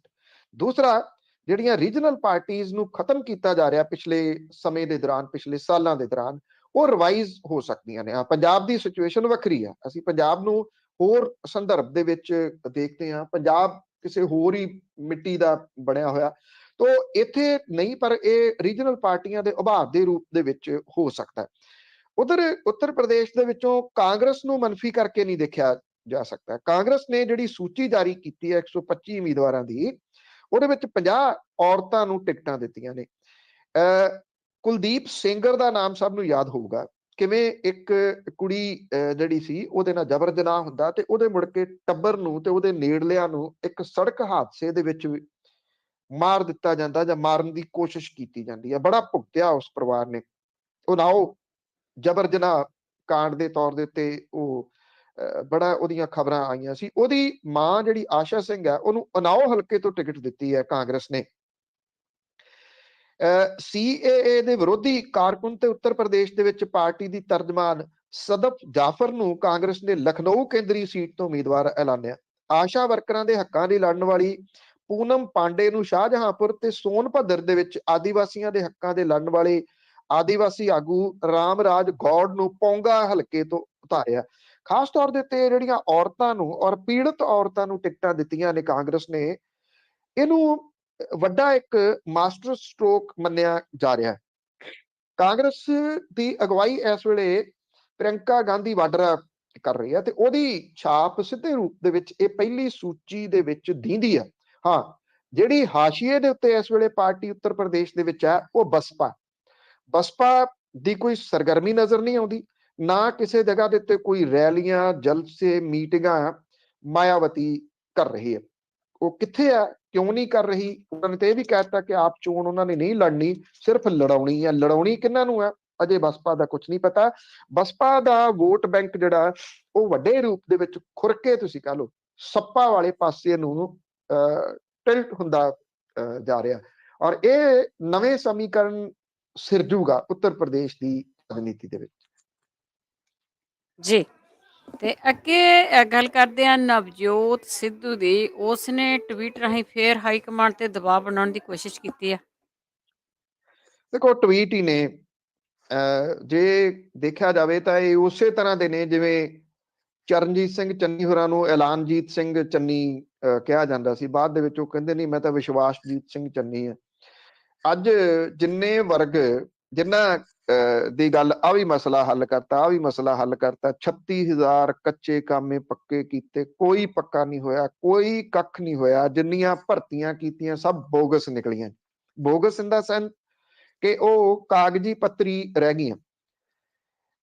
ਉਹਨੂੰ ਕਾਂਗਰਸ ਨੇ ਹੁਣ ਵੇਖਣਾ ਇਹ ਹੋਊਗਾ ਕਿ ਇਹ ਜਿਹੜਾ ਵਰਗ ਹੈ ਉਹ ਕੀ ਕਰਦਾ ਹੈ। ਦੁਖੀ ਸਾਰੇ ਨੇ ਇਸ ਗੱਲ ਨੂੰ ਲੈ ਕੇ ਕਿ ਉਹਨਾਂ ਦੇ ਨਾਲ ਤਾਂ ਧੋਖਾ ਹੋ ਗਿਆ, ਨਾ ਕੱਚੇ ਪੱਕੇ ਹੋ ਸਕੇ, ਨਾ ਇਹ ਭਰਤੀਆਂ ਸਿਰੇ ਲੱਗ ਸਕੀਆਂ। ਕਿਸੇ ਨੂੰ ਜਿਹੜਾ ਸੀ ਉਹ ਜੌਬ ਲੈਟਰ ਨਹੀਂ ਮਿਲਿਆ, ਕਿਸੇ ਦੀ ਮੋਹਰ ਨਹੀਂ ਲੱਗੀ, ਕਿਸੇ ਨੂੰ ਸਰਟੀਫਿਕੇਟ ਜਾਰੀ ਨਹੀਂ ਹੋਇਆ, ਕਿਸੇ ਨੂੰ ਕੁਝ ਨਹੀਂ ਹੋਇਆ। ਮਤਲਬ ਕਿ ਡਰਾਮਾ ਕਰਕੇ ਉਹ ਬਹਿ ਗਏ। ਦੂਜੇ ਪਾਸੇ ਨਵਜੋਤ ਸਿੰਘ ਸਿੱਧੂ ਹੋਰੀ, ਜੇ ਉਹਨਾਂ ਦੇ ਤੁਸੀਂ ਪਹਿਲੇ ਟਵੀਟ ਲੱਭ ਲਓ ਜਦੋਂ ਕੈਪਟਨ ਅਮਰਿੰਦਰ ਸਿੰਘ ਹੋਰਾਂ ਦੇ ਖਿਲਾਫ ਉਹ ਟਵੀਟ ਕਰਦੇ ਹੁੰਦੇ ਸੀਗੇ, ਤੇ ਉਦੋਂ ਇਹ ਗੱਲ ਕਹਿੰਦੇ ਸੀਗੇ ਕਿ ਡਰੱਗ ਵਾਲੇ ਮਾਮਲੇ ਦੇ ਉੱਤੇ ਉਹ ਇਨਸਾਫ ਦਿਵਾਉਣਗੇ ਤੇ ਬੇਅਦਬੀ ਵਾਲੇ ਮਾਮਲਿਆਂ ਦੇ ਉੱਤੇ ਇਨਸਾਫ ਦਿਵਾਉਣਗੇ। ਅੱਜ ਕਿੱਥੇ ਨੇ ਇਹ ਗੱਲਾਂ? ਡਰੱਗ ਵਾਲੇ ਮਾਮਲੇ ਦੇ ਵਿੱਚ ਕਾਂਗਰਸ ਇਹ ਸਮਝਦੀ ਆ ਕਿ ਬਿਕਰਮ ਮਜੀਠੀਏ ਦੇ ਉੱਤੇ ਇੱਕ ਪਰਚਾ ਦਰਜ ਕਰਕੇ ਜਿਹਦੇ ਵਿੱਚੋਂ ਉਹਨੂੰ ਅਗਾਊਂ ਜ਼ਮਾਨਤ ਹੀ ਮਿਲ ਗਈ, ਉਹਨਾਂ ਨੇ ਬਹੁਤ ਵੱਡਾ ਮਾਰਕਾ ਮਾਰ ਲਿਆ। ਇਹਦੇ ਨਾਲ ਕੀ ਹੋ ਗਿਆ? ਇਹਦੇ ਨਾਲ ਕੀ ਪੰਜਾਬ ਦੇ ਵਿੱਚ ਡਰੱਗ ਸਪਲਾਈ ਚੇਨ ਟੁੱਟ ਗਈ? ਕੁਝ ਵੀ ਨਹੀਂ ਇਸ ਤਰ੍ਹਾਂ ਦਾ ਹੋਇਆ। ਉਹ ਤਾਂ ਉਸੇ ਤਰੀਕੇ ਦੇ ਨਾਲ ਲੋਕ ਮਰ ਰਹੇ ਆ। ਦੂਜਾ, ਜਿਹੜੀ ਬੇਅਦਬੀ ਵਾਲਾ ਮਾਮਲਾ ਹੈ, ਉਹ ਕਹਾਣੀ ਕਿੱਥੇ ਖੜੀ ਹੈ? ਉੱਥੇ ਹੀ ਖੜੀ ਹੈ, ਕਿਸੇ ਜਗ੍ਹਾ ਦੇ ਉੱਤੇ ਨਹੀਂ ਗਈ। ਕੀ ਬਣਿਆ ਉਹਨਾਂ ਸਿੱਟਾਂ ਦਾ ਜਿਹੜੀਆਂ ਇੱਕ ਤੋਂ ਬਾਅਦ ਇੱਕ ਸਿੱਟ ਖੜੀ ਕਰਤੀ ਸੀ? ਨਵਜੋਤ ਸਿੰਘ ਸਿੱਧੂ ਹੋਰਾਂ ਨੇ ਕਦੇ ਕਾਂਗਰਸ ਦੇ ਪ੍ਰਧਾਨ ਹੁੰਦਿਆਂ ਉਹਨਾਂ ਸਿੱਟ ਦੀ ਕਾਰਗੁਜ਼ਾਰੀ ਦੇ ਉੱਤੇ ਕੋਈ ਮੁਲਾਂਕਣ ਕੀਤਾ ਉਹਨਾਂ ਦਾ ਬਹਿ ਕੇ? ਉਹ ਅਫਸਰ ਕਿਹਨੂੰ ਜਾ ਕੇ ਉਹਨਾਂ ਨੇ ਪੁੱਛਗਿੱਛ ਕੀਤੀ, ਕੀ ਹੋਇਆ? ਸਰਕਾਰੀ ਤੌਰ ਦੇ ਉੱਤੇ ਕੁਝ ਵੀ ਨਹੀਂ ਕਦੀ ਵੀ ਦੱਸਿਆ। ਟਵੀਟ ਕਰੀ ਜਾ ਰਹੇ ਨੇ। ਟਵੀਟ ਹੁਣ ਫੇਰ ਕਹਿਤਾ ਕਿ ਜਿਹੜਾ ਸਿਸਟਮ ਸਾਡੇ ਗੁਰੂ ਨੂੰ ਇਨਸਾਫ ਨਹੀਂ ਦੇ ਸਕਿਆ ਤੇ ਨਸ਼ਾ ਤਸਕਰੀ ਦੇ ਕਾਰੋਬਾਰ ਦੀਆਂ ਵੱਡੀਆਂ ਮੱਛੀਆਂ ਨੂੰ ਸਜ਼ਾਵਾਂ ਨਹੀਂ ਦੇ ਸਕਿਆ, ਉਹਨੂੰ ਖਤਮ ਕਰਨ ਦੀ ਜ਼ਰੂਰਤ ਹੈ। ਹੈਰਾਨਗੀ ਦੀ ਗੱਲ ਇਹ ਆ ਕਿ ਜਿਹੜੀ ਕਾਂਗਰਸ ਦੇ ਪ੍ਰਧਾਨ ਨਵਜੋਤ ਸਿੰਘ ਸਿੱਧੂ ਨੇ ਕਿ ਉਹਨੂੰ ਉਸ ਸਿਸਟਮ ਨੂੰ ਖਤਮ ਕਰਨਾ ਚਾਹੁੰਦੇ ਆ, ਕਿਉਂਕਿ ਸਰਕਾਰ ਤਾਂ 5 ਸਾਲ ਕਾਂਗਰਸ ਦੀ ਸੀ। ਉਹ ਕਿਹੜਾ ਸਿਸਟਮ ਖਤਮ ਕਰਨਾ ਚਾਹੁੰਦੇ ਆ ਨਵਜੋਤ ਸਿੰਘ ਸਿੱਧੂ ਹੋਰੀ? ਇਹੀ ਸਮਝ ਨਹੀਂ ਪੈ ਰਿਹਾ। ਔਰ ਉਹ ਕਹਿੰਦੇ ਕਿ ਉਹ ਨਿਜ਼ਾਮ ਨੂੰ ਬਦਲਣ ਤੁਰੇ ਆ ਤੇ ਇਹ ਨਿਜ਼ਾਮ ਪੰਜਾਬ ਨੂੰ ਘੁਣ ਵਾਂਗ ਖਾ ਗਿਆ। ਕਿਹੜਾ ਨਿਜ਼ਾਮ ਘੁਣ ਵਾਂਗ ਖਾ ਗਿਆ? ਕਿ ਕਾਂਗਰਸ ਪੰਜਾਬ ਨੂੰ ਘੁਣ ਵਾਂਗ ਖਾ ਗਈ? ਇਹ ਮੰਨਦੇ ਨੇ ਨਵਜੋਤ ਸਿੰਘ ਸਿੱਧੂ ਹੋਰੀ। ਉਹ ਇਹਦਾ ਤੋੜਾ ਕੈਪਟਨ ਅਮਰਿੰਦਰ ਸਿੰਘ ਹੋਰਾਂ ਦੇ ਉੱਤੇ ਝਾੜ ਕੇ ਇਹਦੇ ਚੋਂ ਬਚ ਕੇ ਨਿਕਲ ਜਾਣਾ ਚਾਹੁੰਦੇ ਨੇ। ਕਿਉਂਕਿ ਜੇ ਨਿਜ਼ਾਮ ਮਾੜਾ ਜਾਂ ਉਹ ਸਿਸਟਮ ਮਾੜਾ, ਜਾਂ ਉਹ ਕਹਿੰਦੇ ਆ ਕਿ ਜਾਂ ਤਾਂ ਇਹ ਸਿਸਟਮ ਰਹੂਗਾ ਜਾਂ ਫਿਰ ਨਵਜੋਤ ਸਿੰਘ ਸਿੱਧੂ। ਇਹ ਵੀ ਉਹ ਆਪਣੇ ਟਵੀਟ ਦੇ ਵਿੱਚ ਕਹਿੰਦੇ ਆ, ਕਿਹੜਾ ਸਿਸਟਮ, ਕਿਹੜਾ ਨਿਜ਼ਾਮ ਘੁਣ ਵਾਂਗ ਖਾ ਗਿਆ? ਇਹ ਵੱਡੇ ਸਵਾਲ ਨੇ। ਸ਼ਾਇਦ ਇਹਨਾਂ ਸਵਾਲਾਂ ਦੇ ਜਵਾਬ ਨਵਜੋਤ ਸਿੰਘ ਸਿੱਧੂ ਹੁਰੀ ਕਦੇ ਵੀ ਨਹੀਂ ਦੇਣਗੇ, ਕਿਉਂਕਿ ਉਹ ਅਸਲ ਦੇ ਵਿੱਚ ਇਸ ਸਭ ਕਾਸੇ ਦੇ ਵਿੱਚੋਂ ਅਛੋਪਲੇ ਜੇ ਨਿਕਲ ਜਾਣਾ ਚਾਹੁੰਦੇ ਆ, ਇਹ ਕਹਿ ਕੇ ਕਿ ਅਗਲਾ ਮੁੱਖ ਮੰਤਰੀ ਮੈਨੂੰ ਬਣਾ ਦਿਓ, ਫਿਰ ਮੈਂ ਦੇਖੂੰਗਾ। ਜਿੰਨੀ ਦੇਰ ਤੱਕ ਮੁੱਖ ਮੰਤਰੀ ਨਹੀਂ ਬਣਦਾ ਉਨੀ ਦੇਰ ਤੱਕ ਮਸਲੇ ਜਿਹੜੇ ਨੇ ਉਹ ਮਸਲੇ ਹੀ ਨਹੀਂਗੇ ਉਹਨਾਂ ਦੇ ਵਾਸਤੇ। ਬਸ ਉਹ ਪਤਾ ਨਹੀਂ ਕਿੰਨੇ ਬਣਨਾ। ਅੱਗੇ ਆਮ ਆਦਮੀ ਪਾਰਟੀ ਦੀ ਗੱਲ ਕਰ ਲਈਏ, ਲੋਕਾਂ ਦੀ ਰਾਏ ਮੰਗੀ ਗਈ ਆ ਮੁੱਖ ਮੰਤਰੀ ਦੇ ਚਿਹਰੇ ਲਈ, ਤਾਂ ਫੋਨ ਲਾਈਨਸ ਓਪਨ ਕੀਤੀਆਂ ਗਈਆਂ। ਦੇਖੋ, ਪਹਿਲਾਂ ਤਾਂ ਇਹ ਕਿਹਾ ਜਾ ਰਿਹਾ ਸੀਗਾ ਕਿ ਪਿਛਲੇ ਦਿਨਾਂ ਤੋਂ ਜਿਹੜੀ ਗੱਲ ਚੱਲਦੀ ਰਹੀ ਆ ਕਿ ਲਗਭਗ ਸਹਿਮਤੀ ਬਣ ਗਈ ਹੋਈ ਆ ਭਗਵੰਤ ਮਾਨ ਹੋਰਾਂ ਦੇ ਚਿਹਰੇ ਦੇ ਉੱਤੇ। ਕੱਲ ਅਰਵਿੰਦ ਕੇਜਰੀਵਾਲ ਹੋਰੀ ਪੰਜਾਬ ਦੇ ਵਿੱਚ ਸੀਗੇ ਤੇ ਉਹਨਾਂ ਨੇ ਇਹ ਗੱਲ ਕਹੀ ਕਿ ਇੱਕ ਨੰਬਰ ਜਾਰੀ ਕਰਤਾ ਕਿ ਇਹਦੇ ਉੱਤੇ ਦੱਸੋ ਤੁਹਾਡੇ ਵਾਸਤੇ ਮੁੱਖ ਮੰਤਰੀ ਦਾ ਚਿਹਰਾ ਤੁਸੀਂ ਕਿਹਨੂੰ ਬਣਾਉਣਾ ਚਾਹੁੰਦੇ ਹੋ। ਇਹਦੇ ਉੱਤੇ ਫੋਨ ਜਿਹੜੇ ਨੇ ਉਹ ਕਰਵਾਏ ਜਾ ਰਹੇ ਨੇ। ਅੱਛਾ, ਇਹਦੇ 'ਚ ਇਹ ਆ ਕਿ ਜਿਹੜੀ ਸਿਆਸਤ ਆ, ਸਿਆਸਤ ਦੇ ਵਿੱਚ ਜਿਹੜੀਆਂ ਖਬਰਾਂ ਨੇ ਉਹੀ ਸਾਰਾ ਕੁਝ ਹੁੰਦੀਆਂ ਨੇ। ਔਰ ਇਹ ਜਦੋਂ ਇਸ ਵੇਲੇ ਰੈਲੀ ਨਹੀਂ ਹੋ ਰਹੀਆਂ, ਇਕੱਠ ਨਹੀਂ ਹੋ ਰਹੇ, ਤੇ ਖਬਰਾਂ ਹੀ ਬਹੁਤਾ ਕੁਝ ਮਾਇਨੇ ਰੱਖਦੀਆਂ ਨੇ, ਜਾਂ ਖਬਰਾਂ ਦੇ ਉੱਤੇ ਹੀ ਬਹੁਤੀਆਂ ਜਿਹੜੀਆਂ ਸਿਆਸੀ ਧਿਰਾਂ ਨੇ ਉਹਨਾਂ ਦੀ ਟੇਕ ਲੱਗੀ ਹੋਈ ਹੈ। ਤੇ ਖਬਰਾਂ ਦੇ ਰੂਪ ਦੇ ਵਿੱਚ ਤਾਂ ਖਬਰਾਂ ਤਾਂ ਬਣਾ ਦਿੱਤੀਆਂ। ਅੱਜ ਸੁਖਬੀਰ ਸਿੰਘ ਬਾਦਲ ਹੋਰਾਂ ਨੂੰ ਸੁਣ ਲਓ, ਭਾਰਤੀ ਜਨਤਾ ਪਾਰਟੀ ਦੇ ਪੰਜਾਬ ਦੇ ਨੇਤਾਵਾਂ ਨੂੰ ਸੁਣ ਲਓ, ਮਨਜਿੰਦਰ ਸਿੰਘ ਸਰਸਾ ਹੋਰਾਂ ਨੂੰ ਸੁਣ ਲਓ, ਕਾਂਗਰਸ ਦੇ ਨੇਤਾਵਾਂ ਨੂੰ ਸੁਣ ਲਓ, ਸਾਰੇ ਇੱਕ ਗੱਲ ਕਹਿ ਰਹੇ ਆ ਕਿ ਅਰਵਿੰਦ ਕੇਜਰੀਵਾਲ ਹੋਰੀ ਧੋਖਾ ਕਰਨਗੇ ਤੇ ਉਹ ਭਗਵੰਤ ਮਾਨ ਨੂੰ ਬਣਾਉਂਦੇ ਨਹੀਂ ਸੀਐਮ ਦਾ ਫੇਸ। ਅੱਛਾ, ਇਹ ਸਾਰੇ ਰਲ ਕੇ ਜਿਹੜੇ ਜਿੰਨਾ ਰੌਲਾ ਪਾ ਰਹੇ ਨੇ, ਸ਼ਾਇਦ ਇਹ ਮਕਸਦ ਆਮ ਆਦਮੀ ਪਾਰਟੀ ਦਾ ਜਾਂ ਅਰਵਿੰਦ ਕੇਜਰੀਵਾਲ ਦਾ ਸੀ ਕਿ ਉਹਦੀ ਚਰਚਾ ਹੋਵੇ। ਇਹ ਆਖਿਆ ਗਿਆ ਕਿ ਇਹਦੀਆਂ ਜਿਹੜੀਆਂ ਫੋਨ ਲਾਈਨਸ ਨੇ ਉਹ 17 ਤਰੀਕ ਤੱਕ ਖੁੱਲੀਆਂ ਨੇ ਤੇ 18 ਤਰੀਕ ਨੂੰ ਅਸੀਂ ਸੀਐਮ ਫੇਸ ਦਾ ਐਲਾਨ ਕਰ ਦਿਆਂਗੇ। ਸ਼ਾਇਦ ਇਹ ਖਬਰਾਂ ਦੇ ਵਿੱਚ ਰਹਿਣ ਦੇ ਵਾਸਤੇ ਅਜਿਹਾ ਕੀਤਾ ਗਿਆ। ਦੂਸਰਾ, ਜਿਹੜੀ ਗੱਲ ਇਹ ਵਿਰੋਧੀ ਧਿਰਾਂ ਕਿਤੇ ਨਾ ਕਿਤੇ ਸਿਰਫ ਬਿਆਨ ਦੇਣ ਤੱਕ ਸੀਮਤ ਨੇ, ਉਹ ਸਮਝ ਰਹੀਆਂ ਇਸ ਰੂਪ ਦੇ ਵਿੱਚ ਉਹਦੇ ਕੋਲੇ ਇੱਕ ਬਹੁਤ ਵੱਡਾ ਡਾਟਾ ਇਕੱਠਾ ਹੋ ਜਾਣਾ। ਕਿੱਥੇ ਇਹ ਡਾਟਾ ਜਿਹੜਾ ਸਿਆਸੀ ਧਿਰਾਂ ਲੈਂਦੀਆਂ ਨੇ ਵੱਖ-ਵੱਖ ਫੂਡ ਚੇਨਸ ਤੋਂ।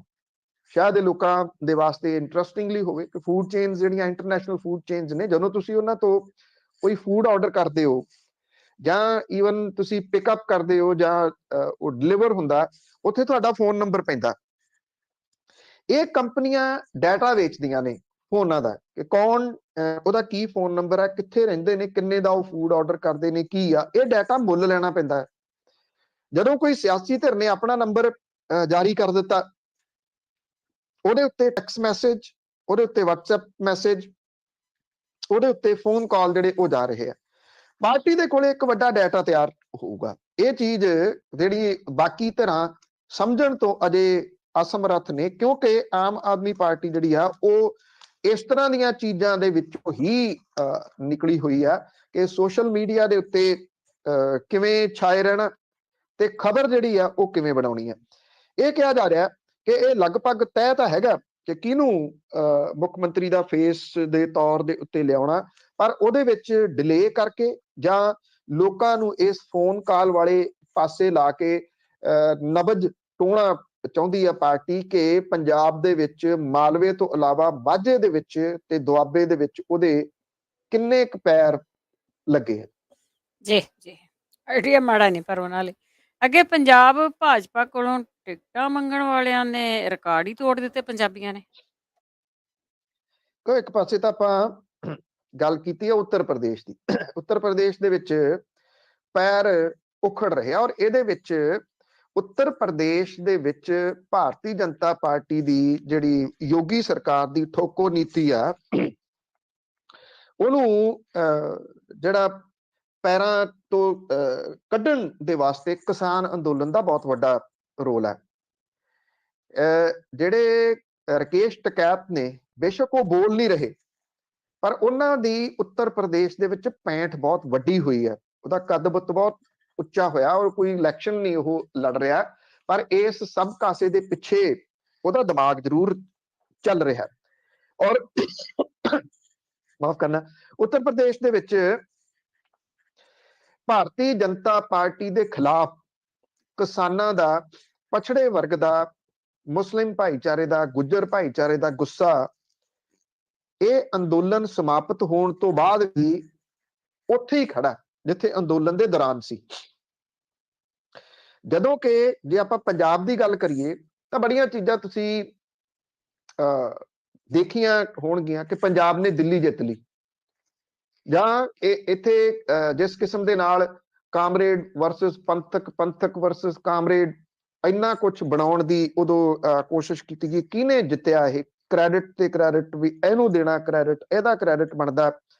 ਬੜਾ ਬਹਿਸ ਬਸਈਆ ਸੋਸ਼ਲ ਮੀਡੀਆ ਦੇ ਉੱਤੇ ਚੱਲਦਾ ਰਿਹਾ।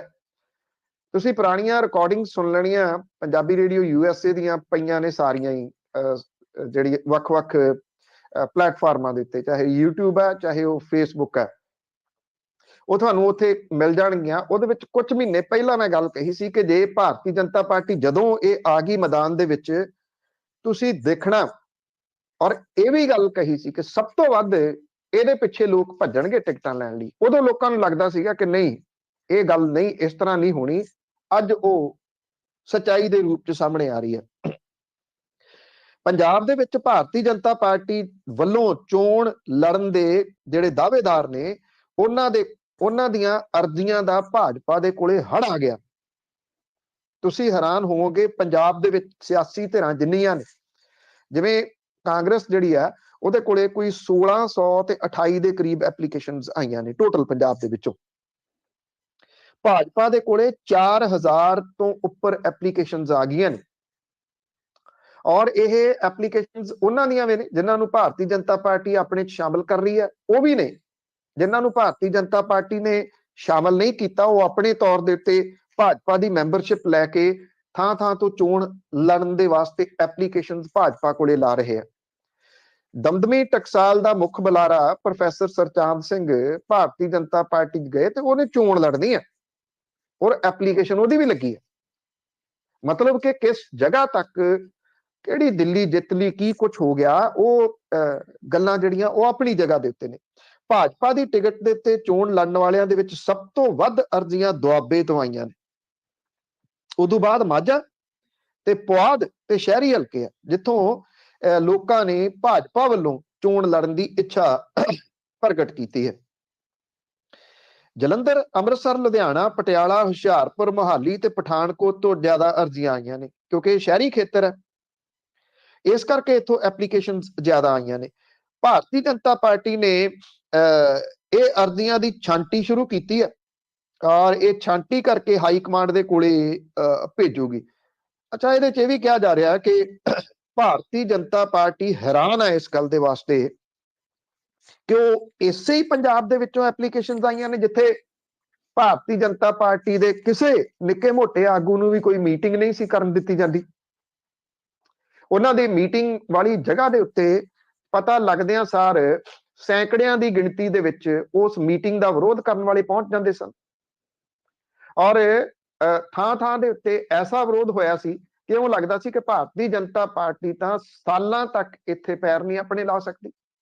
ਪਰ ਉਹਦੇ ਐਨ ਉਲਟ ਰਿਹਾ। ਇਹ ਪੰਜਾਬ ਹੈ, ਮੈਂ ਤਾਂ ਕਿਹਾ ਸੀਗਾ ਕਿ ਪੰਜਾਬ ਦੀ ਸਿਚੁਏਸ਼ਨ ਜਿਹੜੀ ਹੈ ਉਹ ਬਿਲਕੁਲ ਡਿਫਰੈਂਟ ਹੈ।